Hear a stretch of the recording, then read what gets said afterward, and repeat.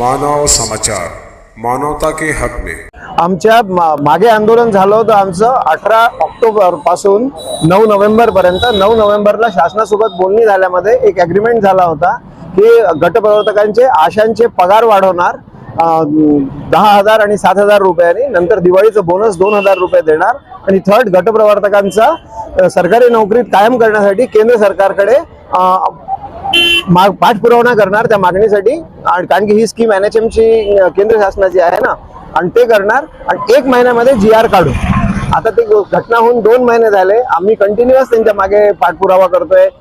विधानसभेमध्ये पण जाऊन मंत्र्यांना वगैरे भेटलो, पण ते काही काम अजून GR निघाला नाही। म्हणून 12 तारीखपासून आम्ही संपूर्ण राज्यामध्ये परत आशा वर्कर्स आणि त्यांच्या सुपरवायझर गटप्रवर्तक संपावर बसलेले आहेत आणि 29 डिसेंबर पासून आम्ही ऑनलाईन कामाचा पण बहिष्कार केलेला आहे। 12 तारीखपासून आम्ही संपूर्ण काम बंद केलेलं आहे आणि शासन जोपर्यंत GR देत नाही तोपर्यंत आम्ही हे आंदोलन परत घेणार नाही, एवढं आमचं ठरलं। आज आम्ही अकोल्यामध्ये थाली बजाव म्हणून आंदोलन केलंय। आम्ही वेगवेगळ्या दिवशी वेगवेगळ्या टाईपचे आयोजन करतो। पुढचं आम्ही अजून ठरवू, उद्या परवा काय काय करायचं आहे ते आज दुपारी ठरवू।